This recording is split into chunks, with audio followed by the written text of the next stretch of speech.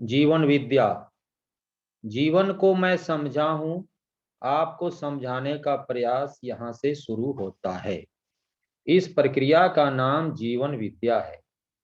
पहले आपको स्पष्ट करना चाहते हैं, जीवन में समानता नित्य विद्यमान है। जीवन क्या चीज है, इस बात को हर व्यक्ति जानना मानना चाहता है और उसके फल परिणामों को प्रमाणित करना चाहता है। यह इसका मूल उद्देश्य है। जीवन न भौतिक है न अभौतिक है। जीवन परमाणु है। गठन पूर्ण परमाणु चैतन्य इकाई है। गठन पूर्णता क्या है? इस परमाणु में न तो विस्थापन होता है और न ही प्रस्थापन होता है, जबकि भौतिक रासायनिक रूप में जो भी परमाणु है उनमें समाहित अंशों में प्रस्थापन विस्थापन होना पाया जाता है। इसे ही हम परिणाम कहते हैं। परमाणु में निहित अंशों की संख्या में परिवर्तन होता है, वही परिवर्तन है। ऊपर उठाएंगे थोड़ा। और कोई परिवर्तन संसार में होता ही नहीं है। आदमी जब भी कोई परिवर्तन करा सकेगा तो परिणामशील परमाणुओं के अंशों में परिवर्तन ही करा पाएगा। इन परमाणुओं की दो प्रजातियां होती है, एक भूखा परमाणु, दूसरा अजीर्ण परमाणु। जिन परमाणु में तृप्त होने के लिए कुछ अंशों की भूख आवश्यकता बनी रहती है, साथ में हर परिणाम अपने में यथास्थिति संपूर्णता स्पष्ट होता है, उन्हें भूखा परमाणु कहा गया। ऐसे परमाणु जिनमें कुछ अंश बहिर्गमित होना चाहते हैं, उन्हें अजीर्ण परमाणु कहा है। इस तरह परमाणु दोनों तरह के तृप्त होने के अर्थ में ही क्रियाशील रहते हैं। वह तृप्त परमाणु है गठन पूर्ण परमाणु। यह गठन पूर्ण परमाणु ही चैतन्य इकाई है। चैतन्य इकाई नाम इसलिए दिया कि संज्ञानशीलता संवेदनशीलता द्वारा मानव परंपरा में ही प्रमाणित करने की शक्ति जीवन में है। जीवन के अभाव में यदि शरीर रचित भी कर ले तो संवेदनशीलता को ही प्रमाणित नहीं कर सकेंगे, संज्ञानशीलता तो दूर की बात है। इस ढंग से मानव संवेदनशीलता संज्ञानशीलता को प्रमाणित करने के क्रम में ही व्यवस्था में जी पाता है और समग्र व्यवस्था में भागीदारी कर पाता है। बस यह छोटा सा काम है। संवेदनशीलता को जीवावस्था के सभी जीव जानवर प्रमाणित करते हैं। मानव संज्ञानशीलता को प्रमाणित किए बिना तृप्त होता नहीं है, सुखी होता नहीं है, चाहे जितना भी सिर फूट ले। मानव सुखी होना ही चाहता है। सुखी होने के क्रम में कभी हम सोचते हैं कि सुविधा संग्रह से सुखी हो जाएंगे, कभी जब तक भक्ति विरक्ति से सुखी हो जाएंगे। सभी आदमी सुखी होने के लिए कोई ना कोई प्रयास करते ही हैं, किंतु इन प्रयासों से किसी को तृप्ति हुआ और निरंतर सुख मिला, इसका प्रमाण मिला नहीं। अब सुखी होने के क्रम में जैसा मैं सुखी हुआ, समझदारी के आधार पर मैं सोचता हूं हर व्यक्ति समझदार होने पर सुखी हो सकता है। सही में हर मानव एक है, गलती में अनेक है। इसके लिए हर मानव में समानता की वस्तु को पहचानने की आवश्यकता थी। ऐसी चीज जो सही का धारक वाहक बन सके, वह चीज मुझे समझ में आया, वह समाधान पूर्वक जीता हुआ जीवन है। जी भैया जी, और पढ़ें? थोड़ा इस पे चर्चा आप कर लेते हैं इतने पे। हालांकि जी जी अभी भैया। कोई ऐसा मुद्दा आया नहीं है, लेकिन थोड़ा रुकते हैं कि जी। तो जीवन विद्या ये चैप्टर है। इसके पहले यहाँ पे जो हम इसके पहले पढ़े थे उसमें जीवन की बात हुई थी कि जीवन समान है, जीवन की शक्तियां और बल समान है, जीवन का लक्ष्य समान है, जीवन जागृत होना चाहता है, जागृति ही जीवन का लक्ष्य है। ये जीवन के बारे में इस तरह से बातें कही गई हैं कि जीवन समान है, मतलब मेरे में जैसा है वैसा आप में भी है, जैसा पुरुष में है वैसा महिला में है, ठीक है। जैसा मतलब इसका रूप पर धन बल पे कोई मतलब नहीं है, ये सब में एक जैसा ही है। सब में शक्तियां और बल समान है। अक्षय बल अक्षय शक्ति है, जिसको हम लोग शिविर में मन वृत्ति चित्त बुद्धि आत्मा के रूप में अक्षय बल को देखते हैं, और इच्छा विचार आशा, यानी आशा विचार इच्छा रितंभरा और प्रमाण के रूप में हम शक्तियों को देखते हैं। तो अक्षय बल अक्षय शक्ति संपन्न है। और जीवन, चूंकि सभी जीवन एक जैसे ही हैं, मतलब उनका जो अक्षय बल अक्षय शक्तियां हैं वो समान है, इसलिए जीवन का लक्ष्य भी समान है। एक ही लक्ष्य है, क्या? जागृति ही लक्ष्य है। जीवन जागृत होना चाहता है, हर मानव समाधान को पाना चाहता है। तो ये जिस जीवन के बारे में बात हुई थी, अब उसकी चर्चा यहाँ पर कर रहे हैं। ये जीवन क्या है? जीवन विद्या का मतलब ज्ञान समझ और जीवन। तो जीवन की समझ, इस चैप्टर में जीवन की समझ। तो बाबा जी जब अनुसंधान किए तो उसमें जो महत्वपूर्ण 2-3 चीजें उनको कहते हैं कि परंपरा से में जो चीजें थी, उनमें जो व्याख्या करने की वस्तु के रूप में उनको मिली, वो है पहला जीवन ज्ञान, जीवन विद्या। जीवन को जो 10 क्रियाओं के पुंज के रूप में पहचाना और इन क्रियाओं को बाकायदे बताया जा सकता है, हर मानव अपने में जांच सकता है, ऐसा पहले हुआ नहीं। ये इस अनुसंधान की एक नवीनता है। शब्द के रूप में तो बहुत बार आया है, लेकिन जीवन को क्रिया के रूप में स्वयं में पहचान पाना, आस्वादन चयन मेरे में होता है, तुलन विश्लेषण मेरे में होता है, चित्रण मेरे में होता है, इतनी क्रिया को सभी पहचान सकते हैं।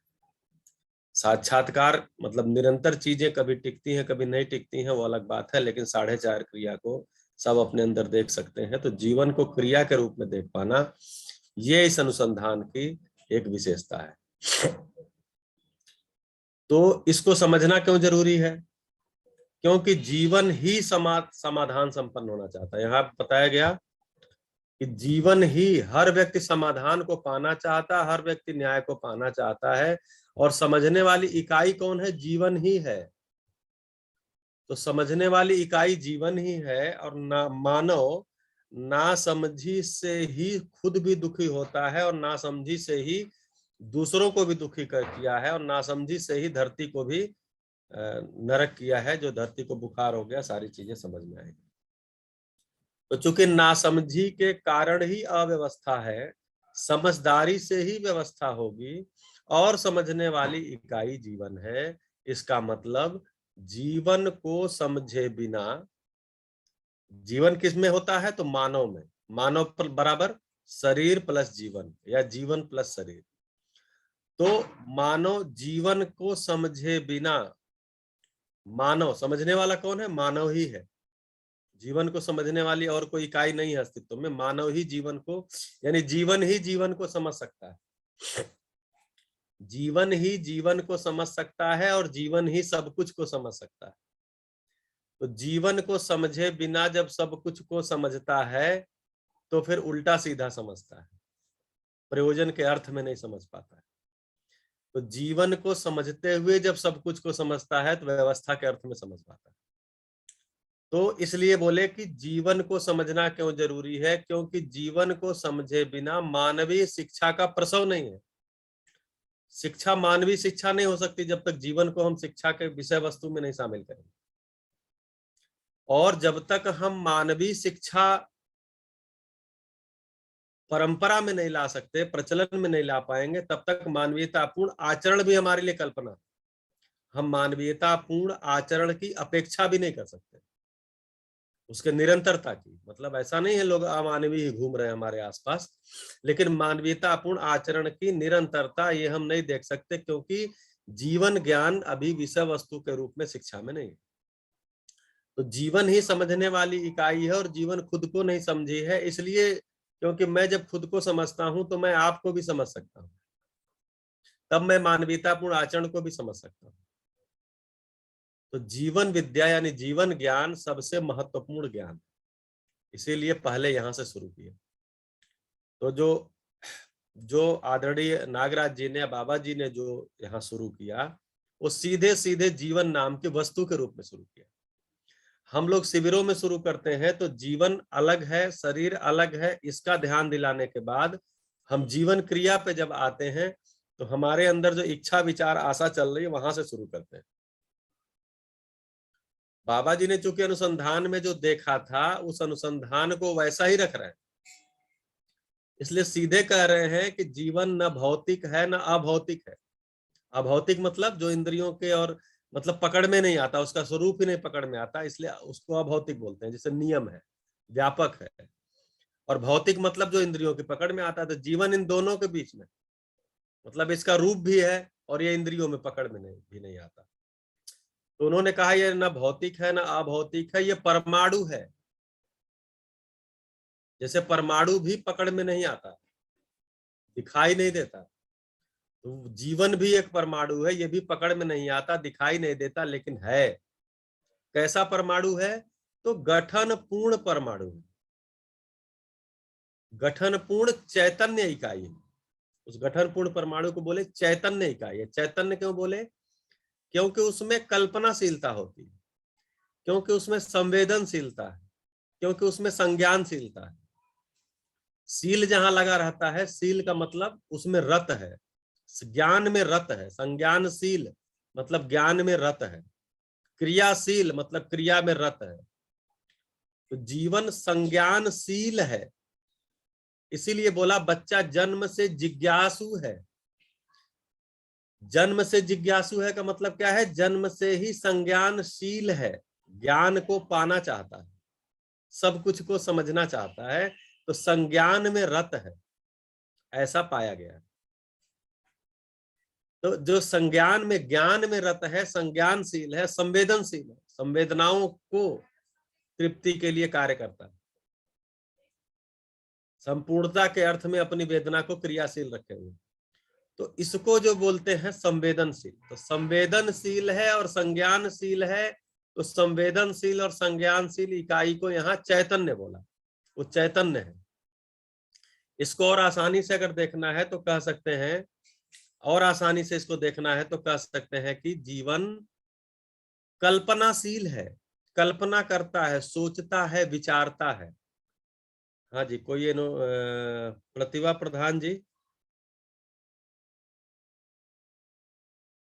कोई एनोटेशन ऑन है क्या इसको?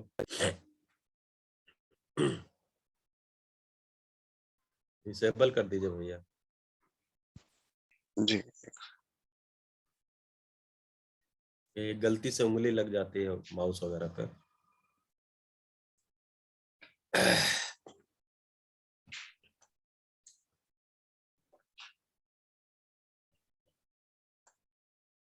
चलिए इस पेज को तो भी आगे बढ़ जाएंगे, लेकिन ये तो पड़ा रहेगा ना।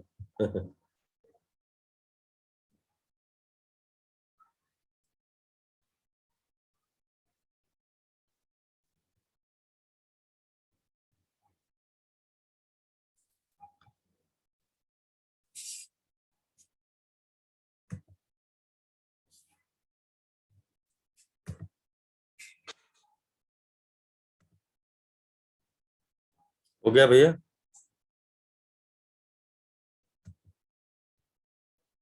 यहाँ से मैं एनोटेट तो ऑन ऑफ कर दूंगा।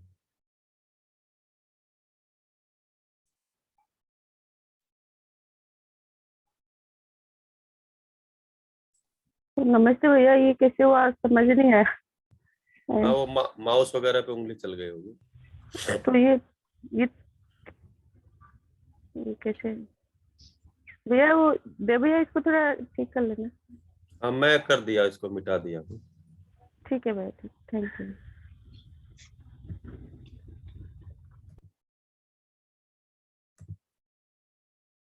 जी, तो ये कह रहा था कि जीवन जो है वो तो यहाँ पर कह रहे हैं कि जीवन कल्पनाशील, सोचता है, विचारता है। इसको भी हम तो चैतन्य इकाई इसलिए कह रहे हैं कि शरीर सोचता विचारता नहीं, इसलिए शरीर को चैतन्य नहीं बोल सकते। तो चैतन्य का मतलब यह है कि जो सोचता हो, विचारता हो, जहां कल्पना चलती हो, इच्छा विचार आशा होती हो, उसको यहाँ बोले कि जिसमें संज्ञान, मतलब तात्विक रूप में बोलेंगे तो जिसमें संवेदनशीलता और संज्ञानशीलता है, उसको चैतन्य इकाई बोल रहे हैं। तो बोल रहे जीवन जो है वो न भौतिक है न अभौतिक है, यानी उसको इंद्रियों में की सीमा में हम नहीं पकड़ पाएंगे, और वो अभौतिक भी नहीं है, अर्थात व्यापक भी नहीं, अरूपात्मक भी नहीं है, रूप है उसका। तो जैसे एक परमाणु है वैसे ही ये भी है, बस ये है कि गठन पूर्ण परमाणु, जिसको चैतन्य इकाई बोलना है। अभी बोले गठन पूर्णता क्या है, तो गठन पूर्णता का मतलब ये हो गया कि अब इसके अंदर न कोई अंश आता है और न बाहर जाता है, मतलब तृप्त हो गया, पूरा हो गया, अब आने जाने की जरूरत ही नहीं है। जैसे एक एग्जाम्पल देते हैं, शायद आपके गोष्ठी में भी कभी दिए होंगे, कि मान लीजिए इस कमरे में, एक कमरे में हम बैठे हुए हैं और कमरे को डेकोरेट करना है, तो उसमें सामान आएगा, जैसे बेड आएगा, कुर्सी आएगा, चादर आएगा, गद्दे आएंगे, पंखे आएंगे, एसी आएगा, कूलर एसी आएगा, लाइट आएगा, ठीक है, वो सारी चीजें, झूमर आएंगी, जो कुछ भी उसमें लगाना है आपको सज्जा में, वॉलपेपर आएगा, सारी चीजें आएंगी। तो वो आ करके रख रही हैं, तो कह रहे हैं कि नहीं नहीं अभी कम है, इसमें थोड़ा एक झूमर और लाओ, 4 झूमर लगेगा, 3 ही आया, एक और लाओ। तो जो ले आने वाले थे वो 5 ला दिए, बोले नहीं नहीं ये ज्यादा हो गया, एक बाहर निकालो, और 4 ही लगेगा। ऐसे ही करते करते करते करते एक समय ऐसा हो गया कि अब जितने सामान की जरूरत है बिल्कुल उतना सामान उस कमरे में हो चुका सजाने के लिए, अब जरूरत ही नहीं है, मतलब बाहर से कुछ भी आने की, अंदर से कुछ भी बाहर जाने की आवश्यकता नहीं है, पूरा हो गया। वैसे ही जो गठन पूर्ण परमाणु है, इसका मतलब ये नहीं कि कमरा सज गया, अभी कमरा सजा नहीं, अभी कमरा उपयोग के लायक नहीं हुआ। क्यों? क्योंकि जहां तहां चीजें पड़ी हुई है। अब अगला काम है कि कमरे को, मतलब सामान तो आ गया, कुछ भी कम ज्यादा नहीं होगा, लेकिन उसमें अब चीजें अपने अपने जगह व्यवस्थित होंगी, तब बोलेंगे कि क्वालिटेटिवली अब ठीक हो गया। पहले क्वांटिटेटिवली ठीक हुआ, फिर क्वालिटेटिवली। अब क्वांटिटी मतलब तृप्त हो गई, सैचुरेट हो गई, अब जरूरत नहीं है, लेकिन अभी सेट नहीं हुआ। अब क्या करना है, तो उसमें केवल गुणात्मक परिवर्तन करना है, उसके अंदर ही, कमरे के अंदर ही चीजें अलग अलग जगह व्यवस्थित हो। वैसे ही जो गठन पूर्णता है वो ये है कि अब इसके अंदर जितने अंश समाने थे समा चुके, अब न कुछ आएगा न जाएगा, यानी इसमें न विस्थापन होगा न प्रस्थापन होगा। विस्थापन का मतलब निकल के कुछ नहीं जाएगा, प्रस्थापन मतलब इसमें कुछ और आएगा नहीं। अब ये मात्रा के रूप में पूरा होगा, इसको गठन पूर्ण बोल रहे हैं। जबकि जो भौतिक रासायनिक इकाई परमाणु होता है उसमें विस्थापन प्रस्थापन चलता रहता है, अंशों का आना जाना चलता रहता है। इसीलिए बोले कि जो भौतिक परमाणु है वो 2 प्रकार का पहचाना गया, भूखा और अजीर्ण नाम इसमें दिया गया है।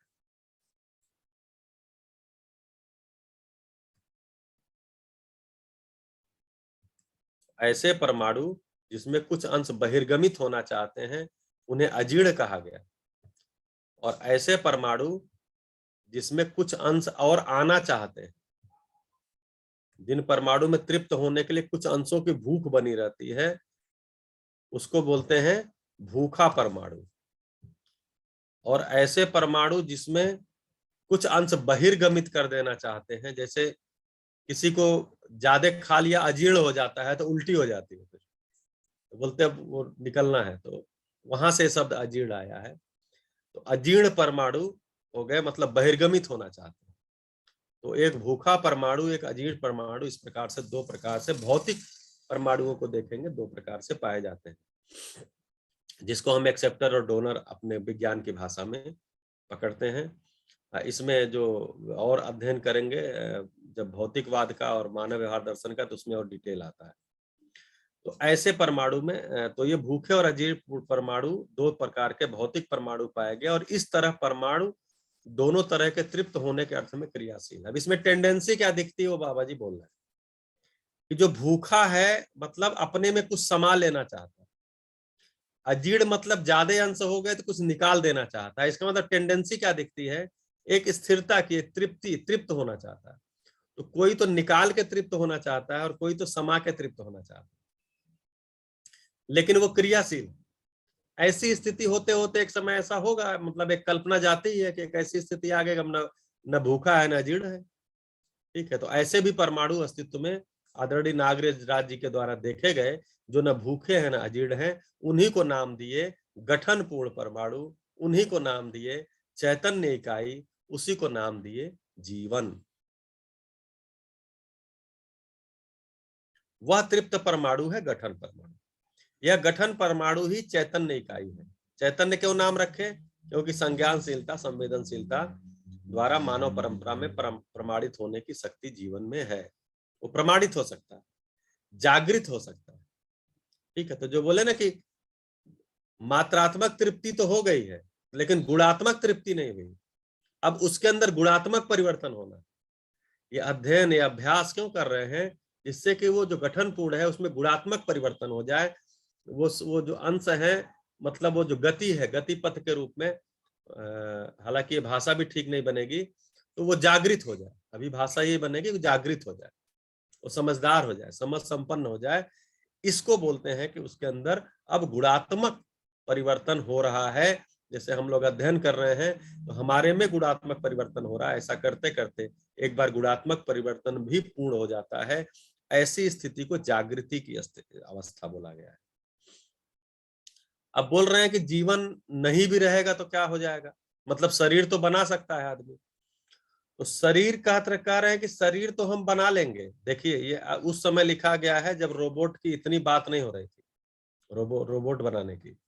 उस समय भी बाबा जी बोल रहे हैं कि शरीर तो हम रचित भी कर लेंगे, कोई दिक्कत नहीं, लेकिन उसमें हम न्यूनतम जो संवेदनशीलता है वो भी प्रमाणित नहीं कर पाएंगे। संज्ञानशीलता तो बाद की बात है, संवेदनशीलता को ही प्रमाणित नहीं कर पाएंगे। संज्ञानशीलता जो कर पाएंगे वो भी प्रोग्राम जो अपना करते हैं वो फिक्स है, वो विचार नहीं करेगा रोबोट। आपके प्रोग्राम यानी विचार आपने ही किया है, प्रोग्रामिंग कौन किया, आदमी ने किया। जो रोबोट का ब्रेन है, वो ब्रेन के अंदर जो प्रोग्रामिंग है वो कौन किया, आदमी ने किया। तो विचार मैंने ही किया, आदमी ने किया, और रोबोट ने विचार किया। उस प्रोग्राम के अनुसार ऑपरेट होता है, वो अपना विचार कुछ नहीं लगाता। जैसे एक चुटकुला सुनाते हैं ना कि एक आदमी ने रोबोट रख लिया अपने यहाँ सहयोगी के रूप में, और उसको जो है प्रोग्रामिंग कर दिया कि भैया कोई आएगा तो उसको पानी पिलाना, चाय पिलाना, तब तक हम आ जाएंगे। अब कोई आ गया, देव भाई आ गए। अब वो पानी पीने के लिए बोला, ये मना किए, बोले नहीं नहीं पानी तो नहीं पिएंगे, बोले नहीं नहीं पानी पीजिए, नहीं पानी पीजिए। अब ये माने ही नहीं, तो इनको कुर्सी से बांध के फिर पानी पिलाया, क्योंकि उसमें तो प्रोग्रामिंग थी कि पानी पिलाना ही है चाय पिलाना ही है।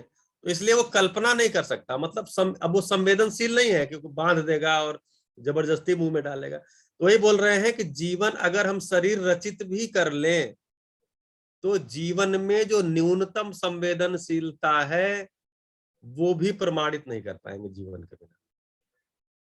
वो जीवन का ही सत्य है, वो जीवन का ही त्व है, जीवन की ही व्यवस्था है संवेदनशीलता, संज्ञानशीलता। तो बोल रहे संवेदनशीलता को ही प्रमाणित नहीं कर पाएंगे, संज्ञानशीलता तो दूर की बात है। तो मानव जब संवेदनशीलता, संज्ञानशीलता को प्रमाणित करने के क्रम में व्यवस्था में जी पाता, इससे कम में व्यवस्था में जी नहीं पाता, व्यवस्थित हो ही नहीं पाता। जब खुद व्यवस्थित नहीं हो पाएगा तो व्यवस्था में भागीदारी भी नहीं कर पाता। तो छोटा सा काम है समझदार हो जाना, यानी संवेदनशीलता, संज्ञानशीलता को प्रमाणित करना। तो 4.5 क्रिया में संवेदनशीलता को प्रमाणित कर सकते हैं। संज्ञानशीलता 4.5 क्रिया में प्रमाणित नहीं हो सकती। संज्ञानशीलता की फैकल्टी 4.5 क्रिया के ऊपर है। जब न्याय दृष्टि होगी, धर्म दृष्टि होगी, सत्य दृष्टि होगी, यथार्थ बोध चिंतन, बोध और अनुभव।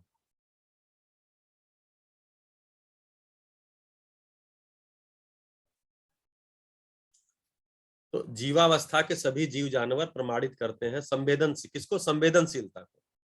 संवेदनशीलता को तो सारे प्रमाणित ही करते हैं आहार, निद्रा, भय, मैथुन के रूप में। जो जीव जानवर हैं वो आहार, निद्रा, भय, मैथुन के रूप में संवेदनशीलता को प्रमाणित ही करते हैं। इंद्रियों की संवेदना, इंद्रियों में जो संवेदनाएं हैं शब्द, स्पर्श, रूप, रस, गंध के रूप में, उनको वो प्रमाणित करते हैं। आदमी केवल इतने से तृप्त नहीं होता, वो जब वो तृप्त नहीं होगा। इसलिए हमारे में समझने की प्यास है, जन्म से जिज्ञासु है।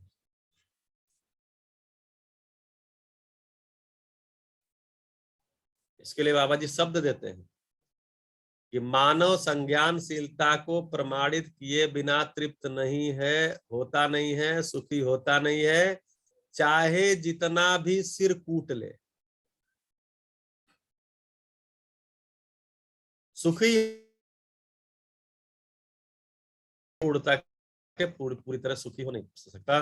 तो सुविधा संग्रह में लगे हैं, कभी जप तप में जाते हैं, कभी भक्ति विरक्ति में जाते हैं। ठीक है, सुविधाएं इकट्ठा किए, खूब इकट्ठा किए, खूब इकट्ठा किए। इकट्ठा करने के बाद बोले जी खूब दान कर दो, उससे सुखी हो जाओगे। फिर भक्ति विरक्ति की तरफ चले गए, बोले उससे सुखी हो जाओगे। भक्ति विरक्ति से उबे, फिर सुविधा संग्रह में आ गए। ऐसा बहुत से लोग करते हुए देखते मिले। मेरे भी परिचित बहुत सारे जैसा करते देखते मिले कि पहले खूब सुविधा संग्रह किए, उसके बाद जो है भक्ति विरक्ति में चले गए, फिर भक्ति विरक्ति से फिर उब गए, फिर उसी सुविधा संग्रह में आ गए। तो हम ऐसा करते रहते हैं। तो कभी भोगी कभी बैरागी, कभी भोगी कभी बैरागी, कभी भोगी कभी बैरागी। या कम से कम भोगी बने रहते हैं या कोई बना रहता है। ठीक है, तो ये सब चीजों में हम लगे रहते हैं। सही बात पकड़ में आ जाती है कि समझदारी ही सुखी होने की जगह है, उससे कम में कुछ नहीं। क्योंकि उपरोक्त जितनी भी चीजें हैं उससे कोई सुखी हो पाया, इसका प्रमाण अब तक नहीं आया। तो सही में हर मानव एक है और गलती में अनेक है। इसके लिए जो इस पैराग्राफ की लाइन लिखते हैं कि हर मानव में समानता की वस्तु को पहचानने की आवश्यकता थी। ऐसा चीज जो सही का धारक वाहक बन सके, वह चीज मुझे समझ में आया। क्या समझ में आया? कि वह समाधान पूर्वक जीता हुआ जीवन है। जीवन ही है, जीवन ही है और जीवन ही सुख दुख होने वाला जीवन है। समाधान पूर्वक सुखी होता है, समस्या पूर्वक दुखी होता है। इसलिए जीवन को समझना होगा। जी भैया, यहां तक हुआ था, बाकी आप।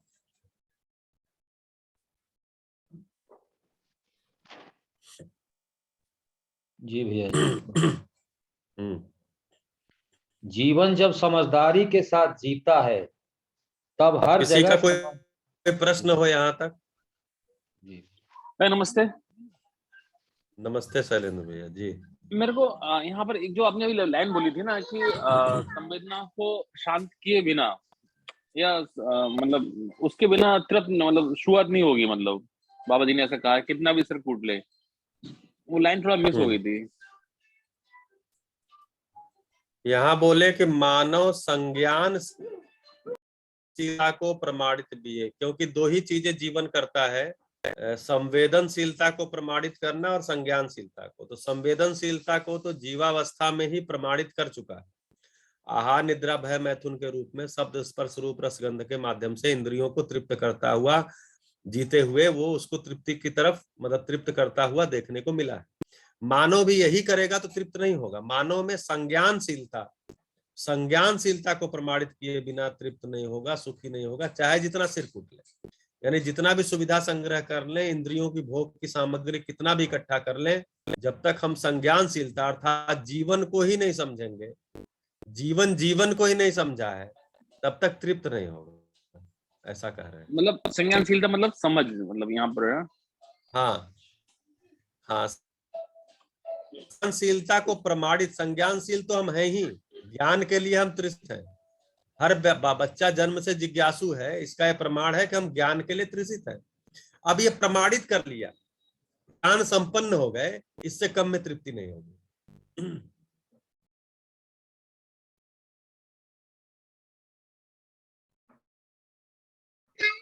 जी भैया जी ठीक है। जी विपिन भैया पढ़ा जा, या कोई भी।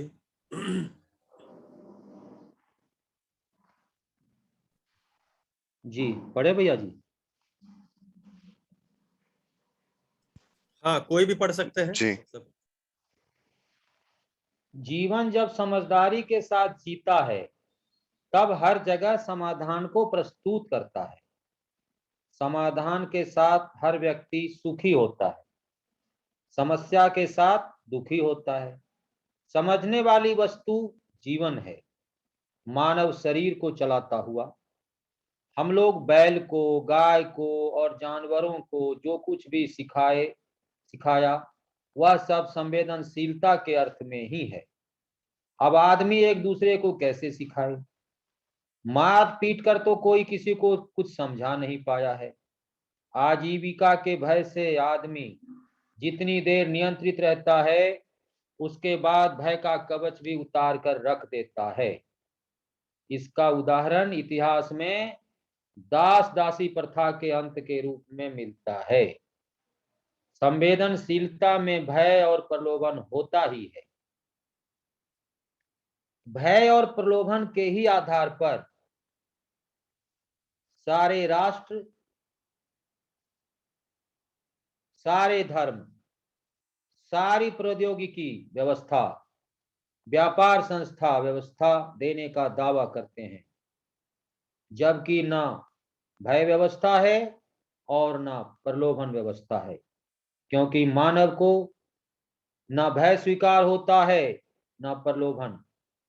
तो क्या होना चाहिए मानव के पास? मूल्य और मूल्यांकन। मूल्यों को पहचानने की विधि चाहिए, मूल्यांकन करने की तकनीक होनी चाहिए। ये दोनों चीज हमारे पास रहने से निरंतर समाधान की परंपरा चलेगी। मूल्य और मूल्यांकन भी समझदारी की ही प्रक्रिया है। यह शरीर की शारीरिक यांत्रिक प्रक्रिया नहीं है। अभी तो विज्ञान का कहना है सभी चीज यांत्रिक है, कुछ भावुक नहीं है। तो यांत्रिकता में भय और प्रलोभन से जूझते रहो। यांत्रिक विधि से सोचते करते मानव यहां तक पहुंच गया कि यह धरती रहेगी अथवा नहीं, इसी पर प्रश्न चिन्ह लग गया। समस्या का निराकरण समस्या से तो होगा नहीं, चाहे कितनी भी समस्याएं एकत्रित कर लो। समस्या का निराकरण समाधान से ही होगा। समाधान के बिना हमको राहत नहीं है। समाधान पाने के लिए चेतना विकास, मानव चेतना पूर्वक मूल्य और मूल्यांकन विधि से व्यवस्था का समीकरण करने वाली पद्धति को हमें विकसित करना है। इस तरह जीवन संबंध, जीवन तृप्ति, जीवन लक्ष्य को केंद्र में रखकर व्यवस्था समीकरण करेंगे तो हम सफल हो जाएंगे। यदि जीवन को भुलावा देकर शरीर के अर्थ में हम जितने भी व्यवस्था देते हैं उससे अव्यवस्था ही पैदा होगी। शरीर को अच्छा लगने से सदैव अच्छा होता नहीं है। कोई भी शरीर क्रिया सतत बनी नहीं रहेगी। शरीर क्रिया को बारंबार बदलना ही है। जीवन सतत बना ही रहता है। इसलिए जीवन के आधार पर निर्णय लेने की सद्बुद्धि की आवश्यकता है। जीवन सब मानव में समान है। जीवन की ताकत समान है।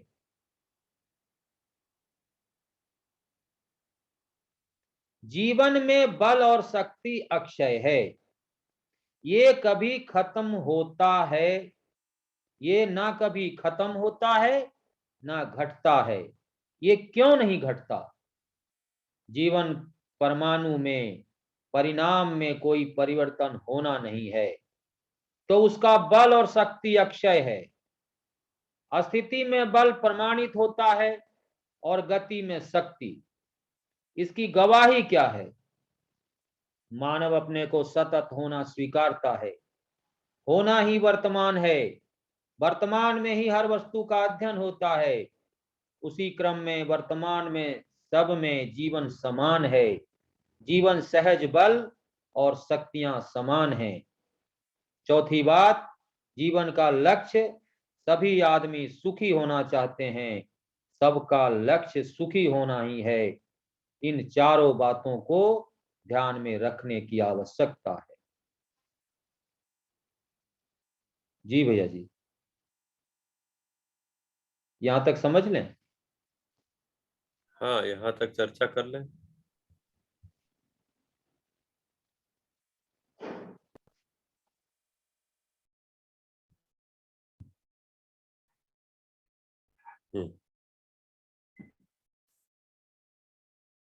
तो जीवन जब समझदारी के साथ जीता है तब हर समाधान को प्रस्तुत करता है। अब यहाँ जीवन जो है, इस चैप्टर में पूरा का पूरा जीवन विद्या इसका नाम ही है, तो पूरा का पूरा फोकस इसमें जीवन ही है। तो समाधान को प्रस्तुत कब करेगा? जब समझदारी के साथ होगा। और समाधान बराबर सुख है। हम सब सुखी होना चाहते हैं। सुखी होना चाहते हैं तो समझदारी उसके लिए आवश्यक शर्त है। समझदारी पूर्वक जीते हैं तो अब समझ जो है वो समझ मेरी और आपकी तो होती नहीं है। आपकी समझ, मेरी समझ, समझ अपनी अपनी, ऐसा तो कुछ होता नहीं है। इसीलिए ऊपर लिखे हैं, मानव गलती में अनेक है और समझदारी में एक है। तो समझ में एक है। समझ में एक है का मतलब क्या है कि समझ है तो एक ही जैसा है। सूर्य के बारे में अगर समझ है तो एक ही जैसा होगा। चंद्रमा के बारे में समझ है तो एक ही जैसा होगा। समझ नहीं है, कुछ हमने मान लिया है, तो आप कुछ मान लिए, हम कुछ मान लिए, तो ऐसे में हम एक हो नहीं सकते। भोजन के बारे में समझ होगा तो एक ही जैसा होगा कि भाई भोजन शरीर को चाहिए, जीव शरीर को, जीव जंतु को चाहिए और आदमी को चाहिए। जो ग्रहण करना मतलब जो भोजन करना, पेड़ पौधों को चाहिए। तो प्राणावस्था से शुरू हो जाता है। तो अब भोजन के बारे में जो समझ है वो क्या चीज है कि भोजन क्यों चाहिए? क्योंकि शरीर प्राणावस्था की इकाई है। चाहे वो पेड़ पौधों का शरीर हो, चाहे जीव जंतुओं का शरीर हो या मानव शरीर हो, ये प्राणावस्था की इकाई है। प्राणावस्था की इकाई जो है उसका जो धर्म है वो पुष्टि है। पुष्टि उसका धर्म है, यानी स्वस्थ रहे, व्यवस्थित रहे, उसके अंदर की भौतिक रासायनिक क्रियाएं चलती रहे और उसमें जो वृद्धि है, विकास है, वो होता रहे, जो रिपेयर मेंटेनेंस है वो होता रहे। इसके लिए आहार एक आवश्यकता है, इसके लिए भोजन एक आवश्यकता है। अब भोजन के बारे में समझ होगी तो इतना ही होगी। अब भोजन को पहचान लिया जाए, मतलब मानव भोजन को, मानव आहार को पहचान लिया जाए कि मानव के लिए क्या आहार है। तो जो मानव के शरीर को जिंदा बनाए रखने में, मानव के शरीर को पुष्टि के लिए जो आवश्यक पदार्थ है, उन सबको आहार के रूप में पहचानना होता है। यानी जो चीज खाने से हम स्वस्थ रहेंगे, जो चीज खाने से मेरे शरीर का पोषण होगा, जो चीज को खाने से मेरा शरीर पुष्ट बना रहेगा, वो समस्त चीजें आहार है। अब ये समझ आपको भी है, मुझे भी है, सबको है, तो इस मामले में हम एक हैं। लेकिन नहीं जी, हमको तो तीखा पसंद नहीं है, हमको तो खट्टा पसंद नहीं है, हमको तो नमक ज्यादा अच्छा लगता है, हमको तो नमक ये टेस्टी नहीं है, और केले की सब्जी अच्छी नहीं लगती, और करेले की अच्छी नहीं लगती, और आलू की तो पराठा ही अच्छा लगता है। अब ये सब क्या है? ये अपनी अपनी मान्यता है। इसमें हम एक हो नहीं सकते, इसमें एक होने की जरूरत भी नहीं, इसमें एक होने की कोई आवश्यकता नहीं। अभी हम इसी में एक होने के लिए लड़ रहे हैं दुनिया भर का। इसमें लड़ने की कोई जरूरत नहीं। पसंद सबकी अपनी अपनी हो सकती है, रुचियां अपनी अपनी हो सकती है, कोई दिक्कत नहीं है। केवल इतना समझ उसमें क्या है? समझ यह है कि जो भी आहार ग्रहण किया जाए वो शरीर के पोषण के लिए, क्योंकि शरीर जो है प्राणावस्था की इकाई है, प्राणावस्था की इकाई है, तो पुष्टि उसका धर्म है। उस धर्म को प्रमाणित करे, इसके लिए आहार है। अब इसमें जब समझ है तो हमारी, आपकी, इनकी, उनकी अलग अलग नहीं होती। तो समझ है तो एक ही है। तो जब समझदारी के साथ जीवन, जीवन जब समझदार हो जाता है, क्योंकि समझने वाली इकाई जीवन ही है, मानव समझदार हो जाता है, इसका मतलब क्या है, जीवन ही समझदार। तो जब समझदारी के साथ जीता है तो समाधान को प्रस्तुत करता है, तब वह व्यक्ति भी सुखी होता है जिसने समाधान को प्राप्त किया, जो समझदार हुआ है। और जिसके साथ जीता है वो भी सुखी होता है। प्रकृति के साथ जिस पूरकता में जीता है वो प्रकृति की वह चीज भी व्यवस्थित बनी रहती है, प्रकृति में भी समृद्धि रहती है। समस्या के साथ जिएगा, इसका उल्टा अगर चले, समस्या के साथ जिएगा दुखी रहेगा, खुद भी दुखी होगा, दूसरे को दुखी करेगा, पूरी धरती को कबाड़ा ही करेगा। अब ये समझने वाली जो वस्तु है, जो इकाई है, वो जीवन है और ये शरीर को चला रहा है। तो प्रश्न ये भी बन सकता है कि जरूरत क्या थी कि ये शरीर को चलाए, 70-80 किलो शरीर को ढोए, समझदार बन जाए बिना शरीर को चलाए। अगर समझने वाली इकाई जीवन ही है, प्रमाणित होने वाली इकाई जीवन ही है, तो फिर शरीर को चलाने की क्या जरूरत थी? एक नया लफड़ा मोल ले लिया ना, अब इसके लिए खाना पीना, घर मकान, गाड़ी, कपड़े, दुनिया भर का काम बढ़ गया, जरूरत क्या थी? तो समझने के लिए जो है वो अध्ययन एक आवश्यकता है। अध्ययन का मतलब सुनना, पढ़ना। पढ़ते भी है तो हम सुनते ही हैं। जब जैसे भी हम लोग पठन कर रहे हैं, बातचीत कर रहे हैं, तो एक्चुअली ये श्रवण क्रिया हो रही है हमारे। तो सुनना एक आवश्यकता है, ठीक है। छूना, गंध, स्पर्श, दृश्य, ये सब आवश्यकता है। सूचनाओं की आवश्यकता पड़ती है। सूचनाएं जो है वो जीवन इंद्रियों के माध्यम से ग्रहण करता है। सूचनाओं को ग्रहण करने के लिए इंद्रियों की आवश्यकता है, इसीलिए इनको ज्ञान इंद्रियां बोला। अब ये इंद्रियां हवा में तो लटकी नहीं रहेंगे और उनको जीवन ऐसे पकड़े रहेगा। जैसे वो वाला कठपुतली वाला कराते हैं ना, धागे से लटकी हुई, तो ऐसा धागे से एक एक चीज, नाक कान आंख मुंह लटका के और जीवन उसको पकड़ा रहेगा, ऐसा तो व्यवस्था हो नहीं सकता, क्योंकि ये सारी इंद्रियां जो है वो व्यवस्थित भी होनी चाहिए। अब ये इंद्रियों को व्यवस्थित होने की जो रचना है वो शरीर है, जिससे इंद्रियां व्यवस्थित रहें। अब शरीर की इंद्रियां व्यवस्थित रहें जिससे कि हम सूचनाएं ग्रहण कर सकें और समझदार हो सकें, इसके लिए शरीर का स्वस्थ होना जरूरी है। शरीर के स्वस्थ होने के लिए आहार का होना जरूरी है, आवास का होना जरूरी है, सुरक्षा का और आहार का होना जरूरी है। अब आहार और सुरक्षा के लिए शरीर का श्रम करना जरूरी है, श्रमशील होना जरूरी है। शरीर श्रम नहीं करेगा तो बीमार हो जाएगा, श्रम नहीं करेगा तो आहार नहीं मिलेगा, श्रम नहीं करेगा तो आवास नहीं मिलेगा। ये चीजें सब ऐसे कनेक्ट है। तो अब श्रम अभ्यास, कर्माभ्यास जिसको बोले, कर्माभ्यास, लेकिन ध्यान क्या रहे, ये समस्त श्रम जो कर रहे हैं, समस्त जो कर्म कर रहे हैं, मानव के साथ व्यवहार कर रहे हैं, किसके लिए? कि मेरे में सूचना पूरी हो जाए। सूचना पूरी होगी तो मैं समझदार हो जाऊंगा, तो मैं समझ संपन्न हो जाऊंगा।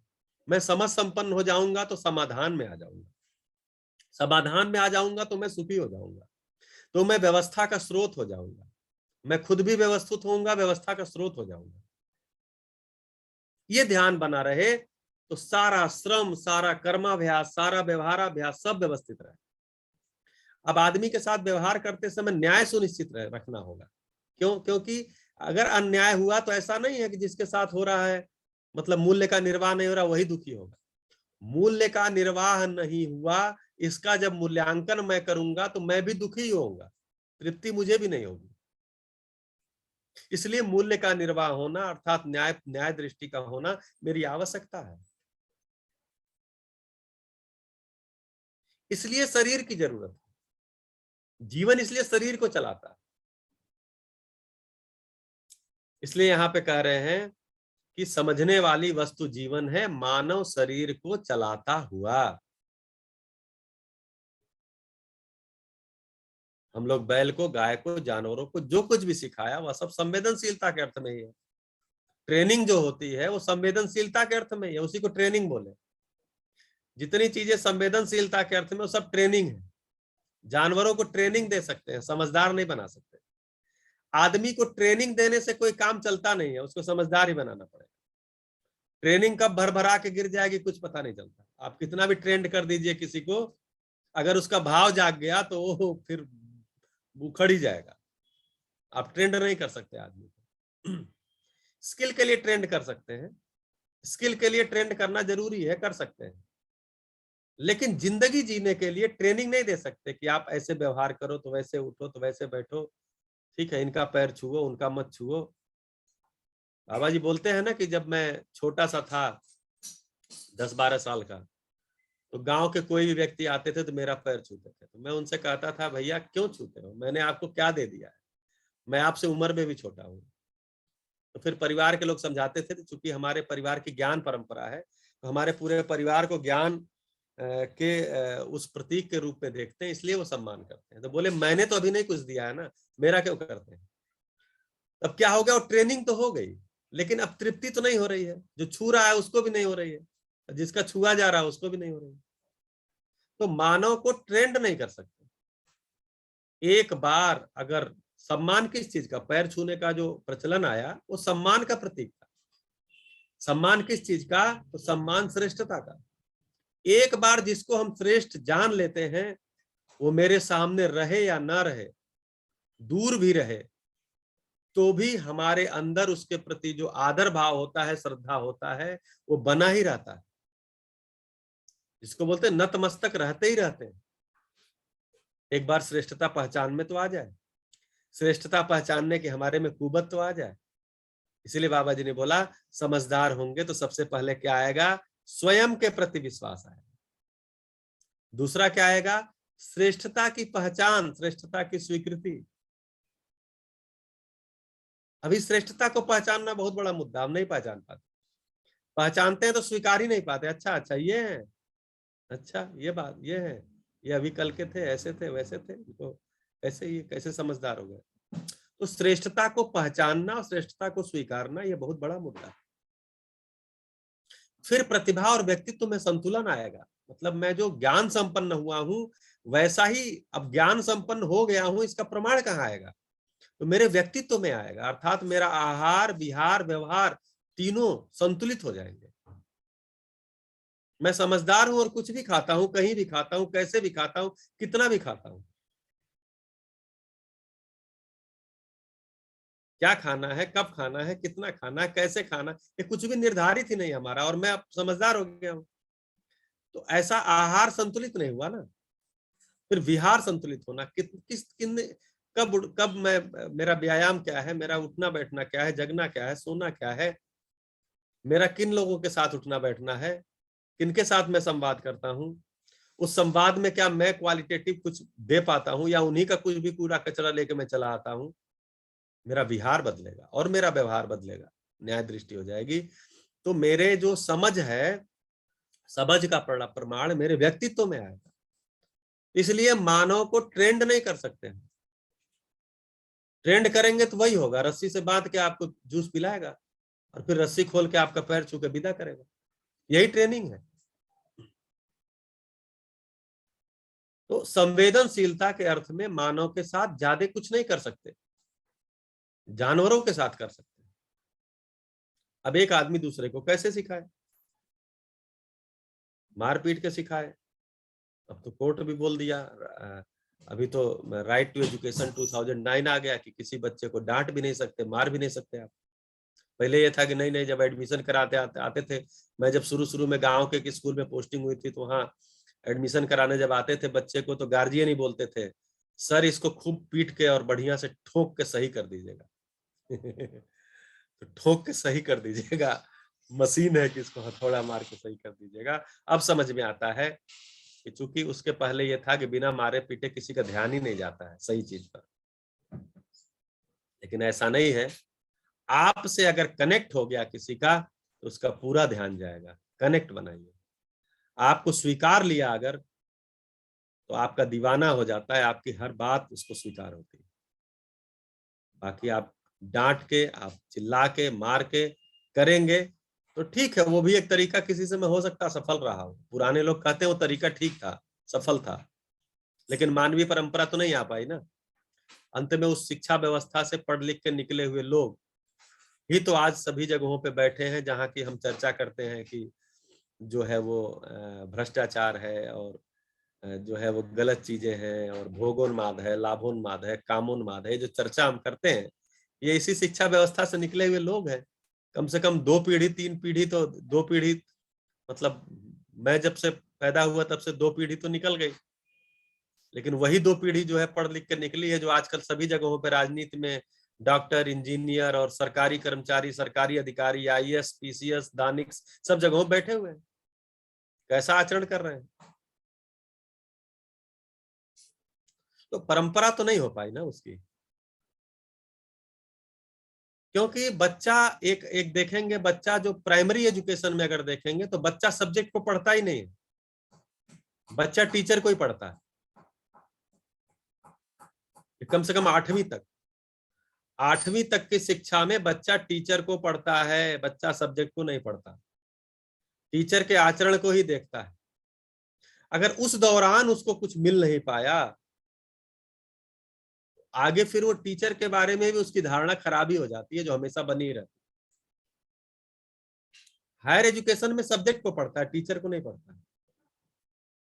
लेकिन कम से कम 8वीं तक, इसीलिए हैप्पीनेस करिकुलम 8वीं तक बनाने की बात हुई कि 8वीं तक अगर 8 साल 9 साल एक अभ्यास के साथ जाएगा तो उस अभ्यास के साथ बना रहे।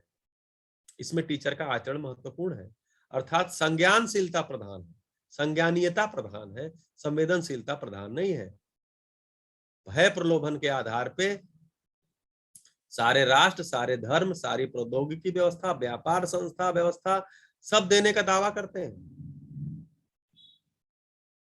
जबकि इस सभा में बैठे हुए जितने भी लोग हैं, कितने लोग हैं? 14 लोग हैं। हम 14 लोगों में से कितने लोगों को भय स्वीकार है, प्रलोभन स्वीकार है? तो अगर हम में से किसी को भय प्रलोभन स्वीकार नहीं है तो कैसे हम मान लेंगे कि 750 करोड़ लोगों को भय प्रलोभन स्वीकार है? तो अगर भय और प्रलोभन के आधार पर कोई व्यवस्था खड़ी होगी तो वो कभी भी भरभरा के गिरेगी, क्योंकि जिनके ऊपर वो किया गया उनको स्वीकार ही नहीं।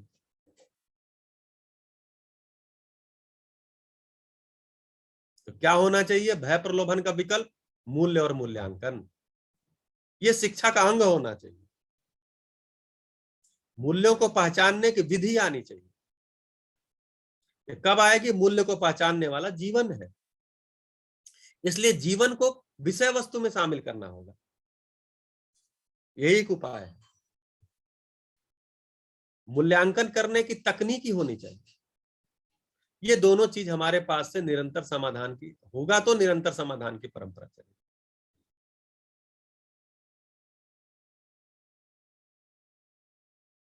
क्योंकि मूल्य और मूल्यांकन जो शरीर की यांत्रिक प्रक्रिया है वैसी नहीं है, ये समझ से आती है। समझेंगे तो आएगी, नहीं समझेंगे तो नहीं आएगी, यही नियम है। मूल्यों को समझेंगे तो आएगी, मूल्यों को नहीं समझेंगे तो नहीं आएगी। फिर लोग बोलते हैं भाई इसकी तकनीकी कैसे होगी? आखिर हम परमाणु को भी समझाते हैं तो कोई तकनीकी हमने इजाद की है कि नहीं की है?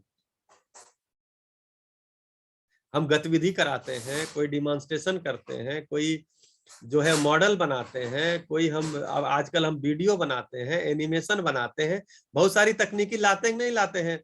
फिजिक्स और मैथमेटिक्स और सारी चीजें पढ़ाने के लिए, लैंग्वेज सिखाने के लिए हम सारी तकनीकी लगा देते हैं नहीं लगा देते हैं? कैसे बच्चा सही प्रोनाउंसिएशन करेगा, कैसे बच्चा जो है शब्दों को पढ़ना सीख जाएगा, कैसे बच्चा वाक्य बनाना सीख जाएगा, इसके लिए हम टेक्निक लाते हैं कि नहीं लाते हैं? अपनी तकनीकी को सुझाते हैं कि नहीं सुझाते? वैसे ही मूल्यों को समझने की भी तकनीकी बनानी होगी। जैसे अभी हैप्पीनेस करिकुलम में कहानी, गतिविधि, एक्सप्रेशन के माध्यम से रखा गया, उस पर रिफ्लेक्टिव क्वेश्चन के माध्यम से रखा गया, क्योंकि ध्यान इसमें जाना है, तो तकनीकी बनाना होगा। क्योंकि ये भाव है, भाव का संसार है, तो भाव के संसार के तरफ भी ध्यान दिलाने के लिए हमको तकनीकी और बनानी होगी। जितनी उन्नत कर सकते हैं उतनी उन्नत करनी होगी।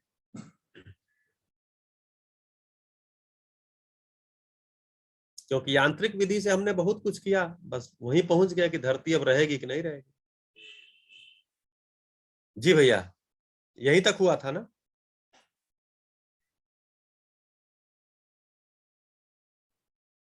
ये आगे भी हुआ था, यहीं तक हुआ था।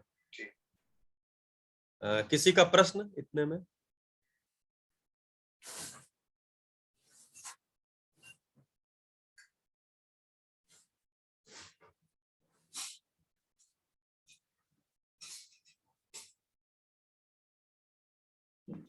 भैया एक ये थोड़ा सा मैं इधर संवेदनशीलता को लेकर अटक गया हूँ। इस शब्द को अगर आप थोड़ा सा डिफाइन कर सकें तो। हाँ। तो कई बार आया है ये। जी, तो एक्चुअली संवेदनशीलता जो है वो जो इंद्रियों के विषय हैं उन्हीं को संवेदना बोलते हैं।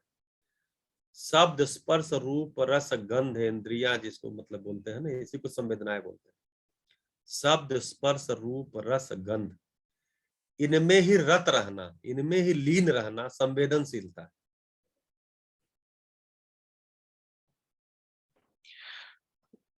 तो भैया जैसे संज्ञानशीलता और संवेदनशीलता की बात होती है, जब जब मानव की बात होती है, तो उसमें फिर किसी और के लिए सोच लेना,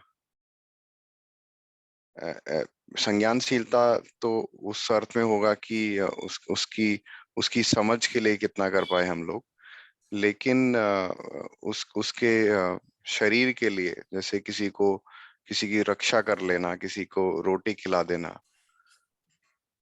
तो वो उसका मतलब क्या बनेगा फिर यहाँ पर? हाँ, तो अभी परंपरा में जो है इसको ही संवेदना बोला जाता है कि संवेदना का मतलब ये होता है कि दूसरे के वेदना में अपनी वेदना को देख पाना, जोड़ पाना। जी। ठीक है, तो कोई भूखा है तो भूख है, वो पीड़ा है, तो उस पीड़ा को मैं अपने अंदर भी महसूस कर पाया, इसको संवेदना बोला। किसी को चोट लग गई है, सड़क पे हम जा रहे हैं, दुर्घटना हो गया, किसी को चोट लग गया है और उसको जो है वो उसको पीड़ा हो रही है या उसको शरीर के जान का संकट आ गया है, उसको मैं महसूस कर लेता हूं, मैं उसको लेकर के चला जाता हूं, इसको संवेदना अभी परंपरा में बोला है। यहाँ इसको बोला जा रहा है स्नेह, अपना पराया मुक्त जीना। जब हम स्नेह पूर्वक किसी से जीते, ये संवेदना नहीं है, ये संज्ञानशीलता में आता है, मूल्य में आता है। अगर हम स्नेह, अपना पराया से मुक्त होकर के जीते हैं तो किसी के अभाव को, किसी के दुख को, किसी के पीड़ा को हम पहचान ही लेते हैं और उसमें अपनी पूरकता को देख पाते हैं और उसके लिए हम चल देते हैं। त्वरण, मेरे अंदर त्वरा आ जाती है, हम चल देते हैं।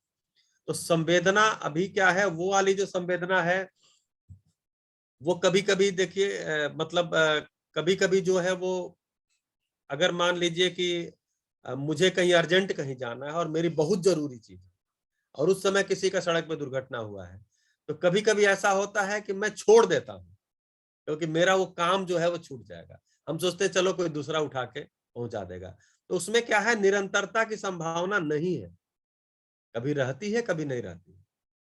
ठीक है, लेकिन अगर एक बार स्नेह समझ में आ गया कि हर मानव, अखंड समाज समझ में आ गया कि हर मानव दूसरे मानव के साथ संबंधित है ही, इसी को बोला अपना पराया से मुक्त। तो अपना पराया से मुक्त जो हमारा चिंतन है, जो अपना पराया से मुक्त हमारा जो आचरण है, इसी को बोला स्नेह पूर्वक जीना। इसमें दूसरे किसी की अभाव, पीड़ा, दुख को मैं पकड़ पाता हूं, समझ पाता हूं और मैं कितना पूरक हो सकता हूं उसके लिए मेरे में त्वरा आ जाती, मैं चल देता हूं, मैं रुकता नहीं। इसको यहाँ संबंध बोला गया, इसको संवेदनशीलता नहीं बोली गई। संवेदनशीलता का मतलब संवेदना जो है हमारी, जो शब्द, स्पर्श, रूप, रस, गंध इंद्रियां हैं, उनके लिए रत रहना, लीन रहना, उसको संवेदनशीलता बोला गया है। यहाँ क्योंकि जो और जो परंपरा में अभी तक प्रचलन में है, वो संवेदना का मतलब कि किसी और की वेदना से खुद को जोड़ पाना। तो यहाँ उसको और फिक्स किया गया ना, उसको छोड़ा नहीं जा रहा, और फिक्स किया गया कि हम किसी दूसरे की वेदना को स्वयं से कब जोड़ पाते हैं, जब उसको भी हम किसी संबंधी के रूप में पहचान पाते हैं। हर मानव संबंधी है ही।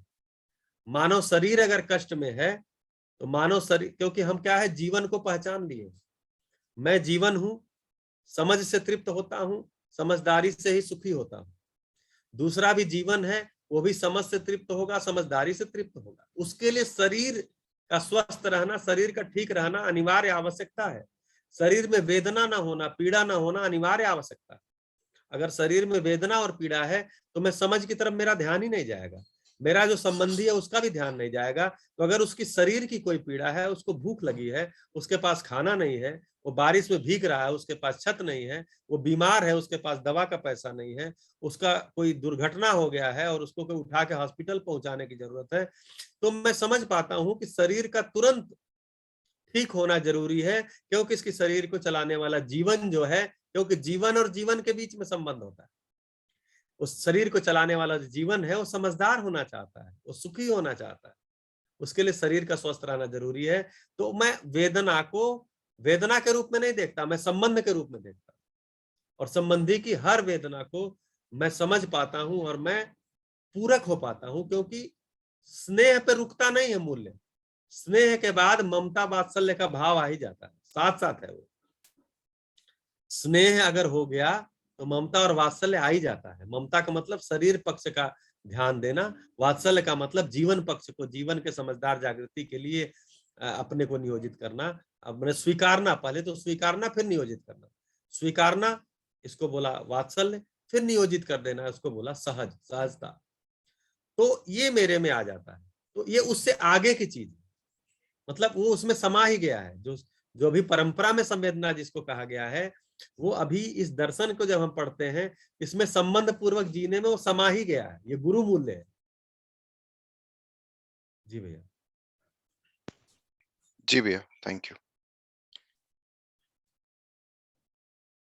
इसलिए कहना पड़ता है, नहीं तो फिर अभी शिविर था हापुड़ में, तो उसमें लोगों ने कहा कि आप जो है चीजों को तोड़ मरोड़ के रख रहे हैं, तो तो इसलिए जो है वो आप भी कहीं बात को रखेंगे तो इस तरह से कोई न लगे कि तोड़ मरोड़ के। तो अभी जो प्रचलन में है वो उसको छोड़ा नहीं जा रहा है, बल्कि प्रचलन वाला जो है ये कभी इसमें ब्रेक हो सकता है, लेकिन एक बार स्नेह पकड़ में आ गया तो ब्रेक नहीं होता।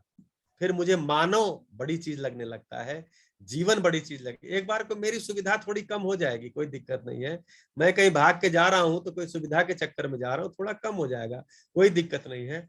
ये जो मेरा संबंधी है, इसको, इसकी वेदना को पहचान पाना, इसकी वेदना के लिए अपनी क्या पूरकता है उसको पहचान करके उसमें अपनी भागीदारी कर पाना, ये महत्वपूर्ण हो जाता है। जी भैया, ये 9:30 तक है ना? जी जी, और पढ़ लें 1-2 पैराग्राफ, या किसी का कोई जिज्ञासा?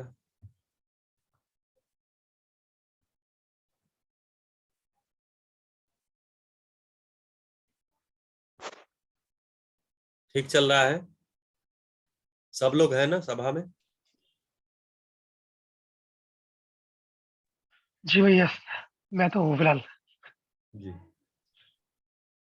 तो कोई और पढ़े? विपिन भैया तो जी जी सुन पा रहे हैं भैया जी? जी बढ़िया चल रहा है जी भैया जी। हाँ हाँ, तो और इसको पढ़ना है, समस्या का निराकरण। विपिन भैया के अलावा कोई और पढ़े तो,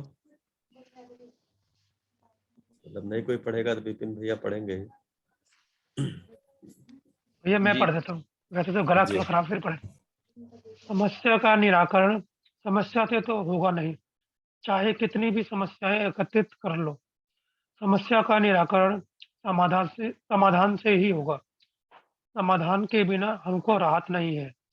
समाधान पाने के लिए चेतना विकास, मानव चेतना पूर्वक मूल्य और मूल्यांकन विधि से व्यवस्था का समीकरण करने वाली पद्धति को हमें विकसित करना है। इस तरह जीवन संबंध, जीवन तृप्ति, जीवन लक्ष्य को केंद्र में रखकर व्यवस्था समीकरण करेंगे तो हम सफल हो जाएंगे। यदि जीवन को बुलावा देकर शरीर के अर्थ में हम जितने भी व्यवस्था देते हैं, उससे अव्यवस्था ही पैदा होगी। शरीर को अच्छा लगने से सदैव अच्छा होता नहीं है। कोई भी शरीर क्रिया सतत बनी नहीं रहेगी। शरीर क्रिया को बारंबार बदलना ही जीवन सतत बना ही रहता है। इसलिए जीवन के आधार पर निर्णय लेने की सद्बुद्धि की आवश्यकता है।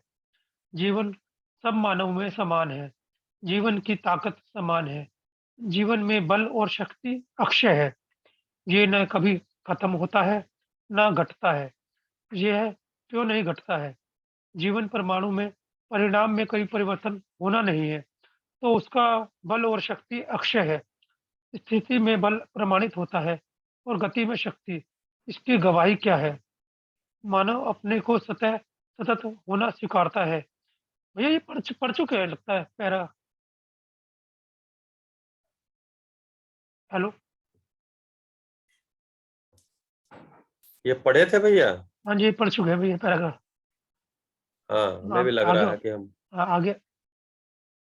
हमें भी लग रहा है ये पढ़े हुए हैं। तो नहीं इसमें जो है, इसमें 2-3 चीजों को जो मैं हाईलाइट किया हूँ उस पर थोड़ी बात कर लेते हैं ठीक है, कि ठीक है। जीवन संबंध, जीवन तृप्ति, जीवन लक्ष्य को केंद्र में रखकर व्यवस्था समीकरण करेंगे तो सफल होंगे। यानी सभी के केंद्र में जीवन को ही लाना होगा। जीवन संबंध, जीवन और जीवन का ही संबंध है। जीवन तृप्ति समाधान ही है। जीवन लक्ष्य सुख, शांति, संतोष, आनंद, इसको केंद्र में रख करके करते हैं तो व्यवस्था का समीकरण बनेगा। एक चीज और यहाँ पर है कि जीवन परमाणु में परिणाम में कोई परिवर्तन नहीं होना है। क्यों परिणाम में कोई परिवर्तन नहीं होता है? इसीलिए कहते हैं कि इसका शक्ति और बल अक्षय है। अक्षय का मतलब क्या होता है? क्षय मतलब जब उसमें से कुछ निकले तो उसको क्षय बोलते हैं। क्षरित हो रहा है, क्षय हो रहा है। इसमें से कुछ निकलता ही नहीं क्योंकि इसका डब्बा बंद हो गया है।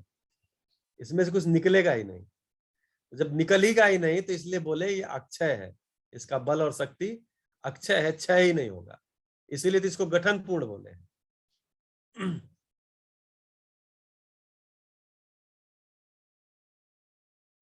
वर्तमान में ही हर वस्तु का अध्ययन होता है और उसी क्रम में वर्तमान में सब में जीवन समान है। जीवन सहज, बल और शक्तियां समान है।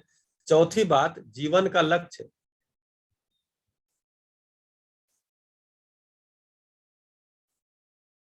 हाँ, तो जीवन का लक्ष्य, आदमी सुखी होना चाहते हैं, सबका लक्ष्य सुखी होना ही है। इन 4 बातों को ध्यान रखने की आवश्यकता है। 4 बातें कौन कौन सी आ गई?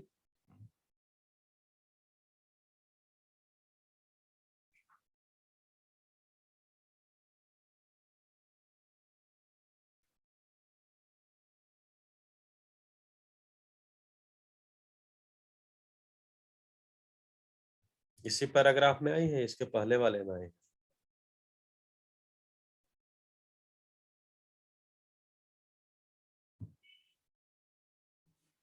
चलिए इसको देख लेंगे। इसी पैराग्राफ में 4 चीजें हैं।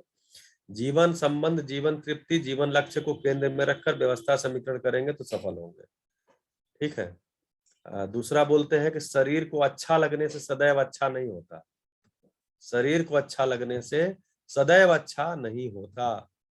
कोई भी शरीर क्रिया सतत बनी नहीं रहेगी। इसलिए अगर शरीर को केंद्र मान करके हम अच्छा लगना ना अच्छा लगना का निर्णय करते हैं तो ये तो स्वयं में ही अस्थायी चीज है, ये बार बार बदलेगी। जीवन हमेशा बना रहता है। इसलिए जीवन के आधार पर निर्णय लेने के सद्बुद्धि की आवश्यकता है। ठीक है, तो ये हो गया पहला कि जीवन संबंध, जीवन तृप्ति, जीवन लक्ष्य को केंद्र में रखकर व्यवस्था समीकरण। दूसरा हो गया शरीर को अच्छा लगने से सदैव अच्छा नहीं होता, तो इसको इसके जगह पर क्या होगा? जीवन के आधार पर निर्णय लेने के सद्बुद्धि की आवश्यकता है। इसको हम हटा सकते हैं हाईलाइट से।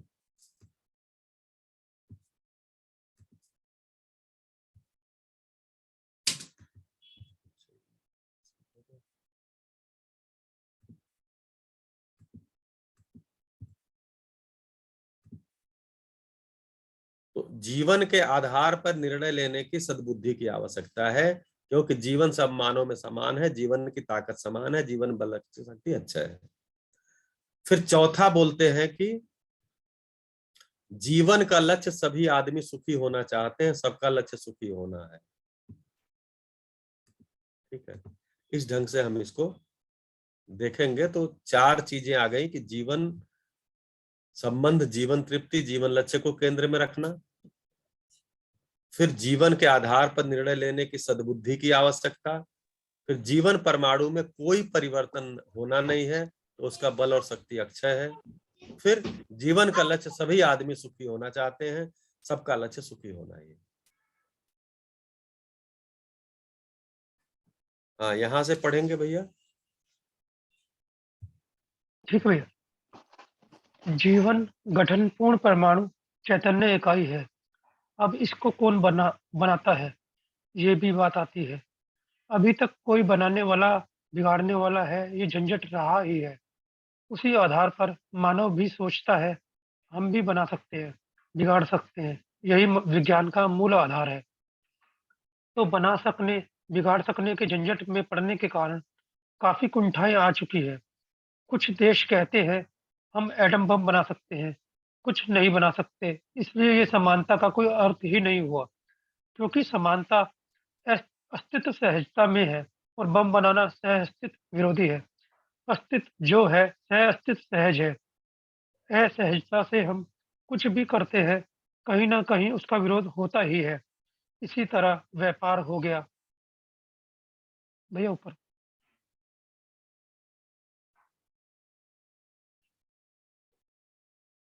हाँ, कहाँ पर से भैया?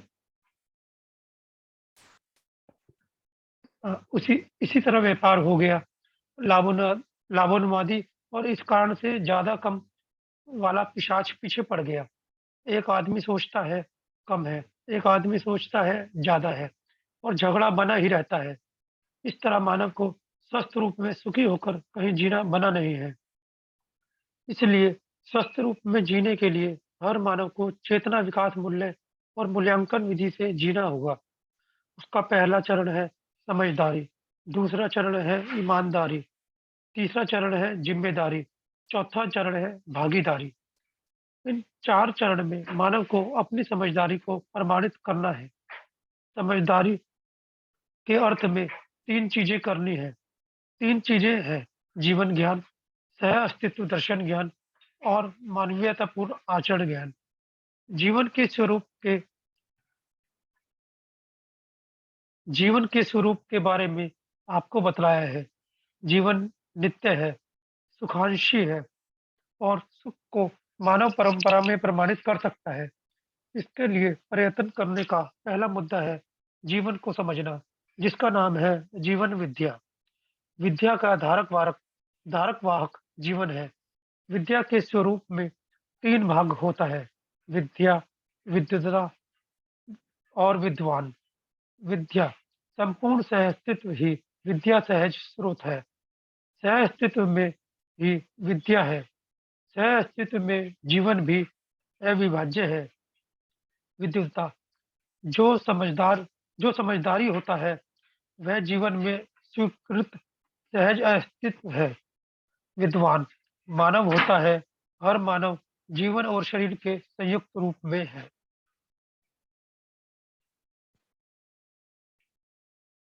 ठीक है जी भैया? जी भैया, यहीं तक रुकते हैं आज। ठीक।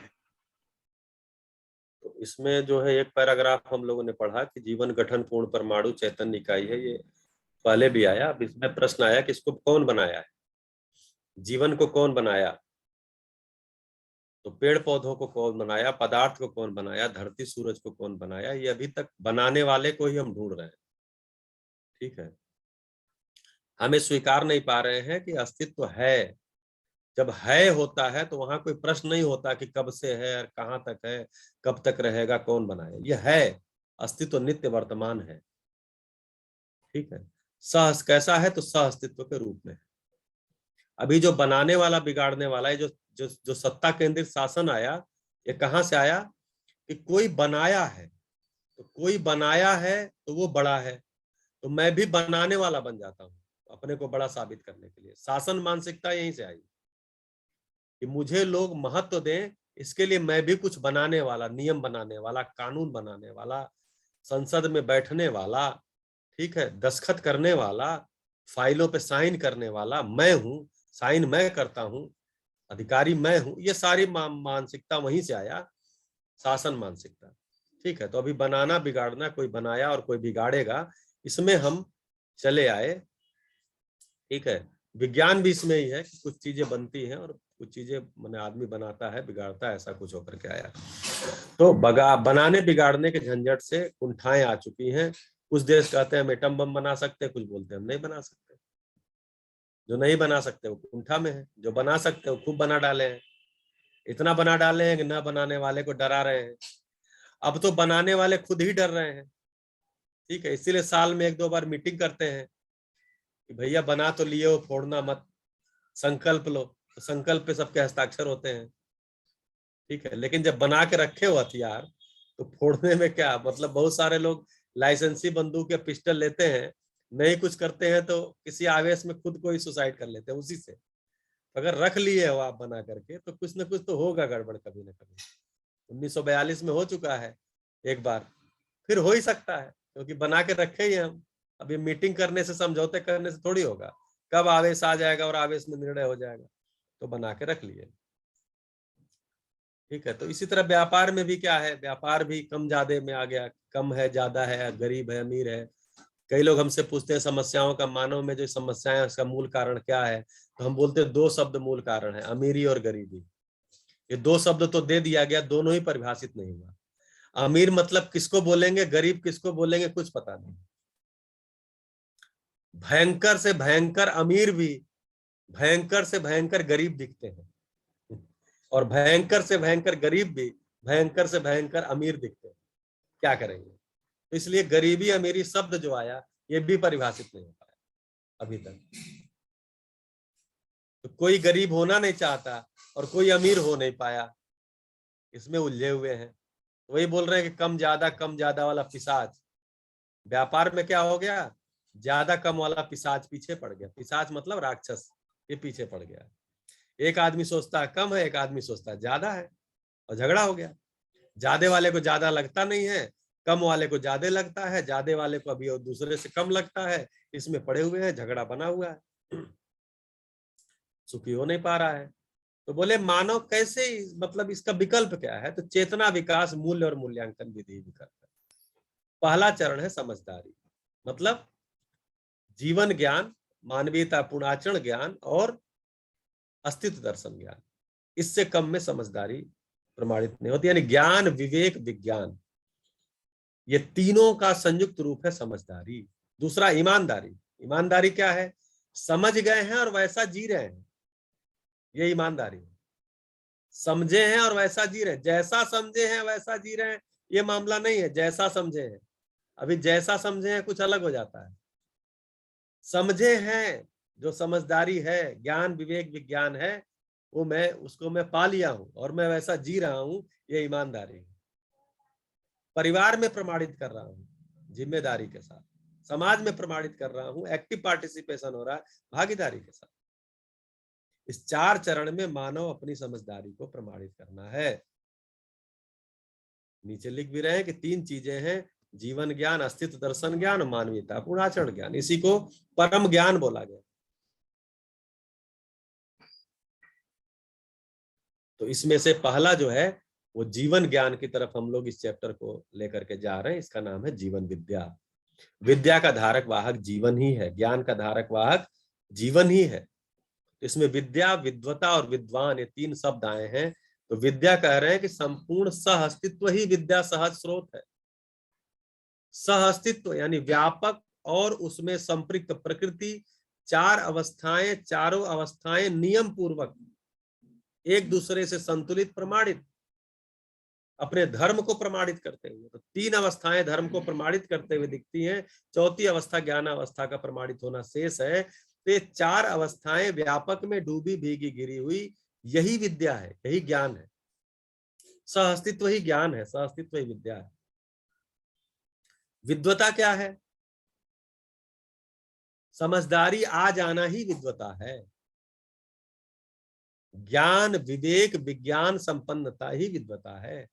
जीवन ज्ञान, अस्तित्व दर्शन ज्ञान, मानवीयता पूर्ण ज्ञान, आचरण ज्ञान और प्रयोजन को पहचान पाना, दिशा को पहचान पाना, यही विद्वता है। विद्वान कौन होगा? तो जिसके अंदर विद्वता है वही विद्वान है, विद्वता का धारक वाहक। ये मानव ही हो सकता है, कोई पशु पक्षी जानवर नहीं हो सकता। और हर मानव जीवन और शरीर के संयुक्त रूप में है। शरीर का सदुपयोग करते हुए जीवन की समझदारी में लगाना और आचरण में शरीर के माध्यम से आचरण में प्रमाणित करना, यही कार्यक्रम है, ये जिस दिन समझ में आ जाता है उसी दिन मेरे में त्वरा आ जाती, मैं एक्सीलरेट हो जाता हूं, फिर मेरा थ्रोटल खुलता ही जाता है। अब मैं फर्स्ट गियर में रेंगा नहीं रहा हूं, second gear, third gear, fourth gear लग गया, चल दिया। जिस दिन समझ में आ गया कि मानव जो है वो जीवन है, शरीर को चलाता है, शरीर का सदुपयोग करते हुए जीवन को भी समझ सकता है और जीवन को प्रमाणित भी शरीर के माध्यम से कर सकता है अपने आचरण के द्वारा। इतनी सी बात है। हम लोग 26 नंबर पेज तक आज किए हैं। 23, 24, 25, 26 4 पेज किए हैं केवल। जी जी, बढ़िया हो गया 4 पेज तो। चलिए जी भैया बताइए, सब लोग ठीक है?